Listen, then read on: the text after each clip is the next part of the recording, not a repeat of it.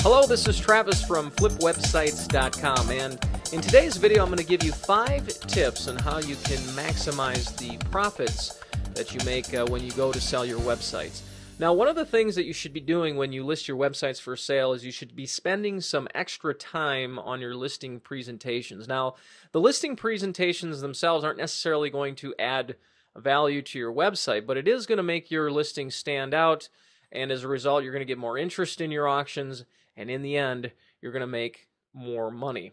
So the first tip I want to share with you is you want to start your auctions at $1, and you should seriously consider no reserve pricing. Now let me show you a sample listing here over on Flippa.com, and Flippa, by the way, is the most popular, largest marketplace for people who buy and sell websites, so I highly recommend that is the marketplace you concentrate on for maximum profit. But this is a listing by a seller named Abisco, aka CJ Parker. He is a master at squeezing every possible dime of profit out of the websites that he sells on Flippa.com. And if you take a look at one of his recent sales here, he had 82 bids and over 6,400 views, and the site ultimately sold for $9,900. Now, what he did was, he does this on almost all of his websites that he sells. He starts them off at $1, and he has no reserve pricing. Now, the theory behind this is obvious. It's no different when you sell something on eBay. In the end, you almost always get more money when you start out low and you don't put any kind of reserve pricing. Now, for those of you new to auctions, reserve pricing is where you don't have to sell the item if the bidding doesn't reach a certain price point, which you determine when you list the item. Well, in website flipping, it's the same way. You can put a reserve price on your website, meaning you're not going to sell your website unless it meets a certain price point.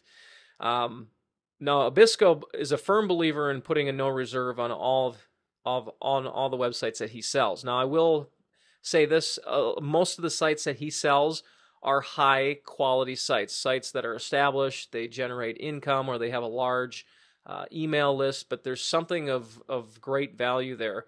So there's always usually strong interest in what he's selling. So if you're selling a website that doesn't really have anything as far as revenue or traffic, a no reserve situation might not be the best for you, because you have a chance that your website will sell for less than you want to. So it's not required that you always have no reserve pricing, but it will help dramatically if your site has any kind of traffic or any kind of revenue coming in. The second thing you want to do is keep your auctions under 7 days.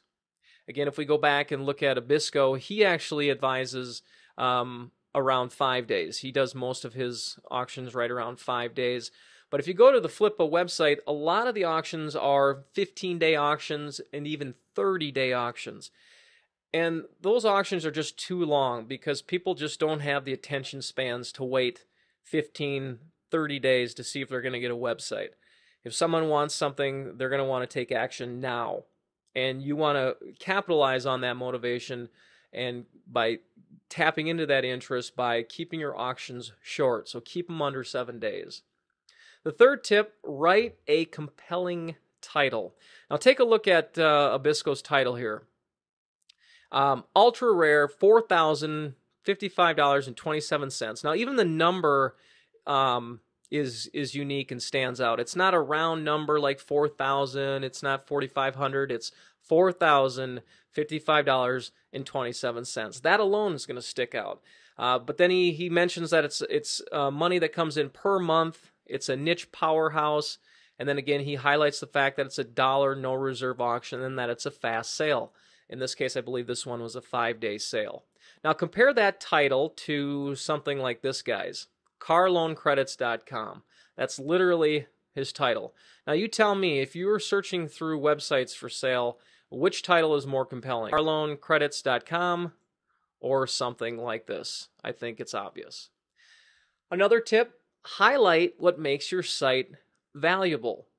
Now, if you look through Abisco's listing here, he does a great job of summarizing the key points that make his site as valuable as he believes it is. And then he comes down into his listing and he gives you extreme details on every one of these points. He gives you the detailed earnings, gives you the details on the email list, the fact that they're affiliates, goes into the fact that, again, this is a no reserve $1 auction. Now, again, let's compare that description to this one here, carloancredits.com. And this is a website on car loan finance, credit conditions, etc. Well, you can see here, pretty boring, not too exciting. And if I'm a potential buyer and I'm looking at this, this may be a great site. There might be some great value here. But if there is, this seller isn't doing a very good job of proving that to me.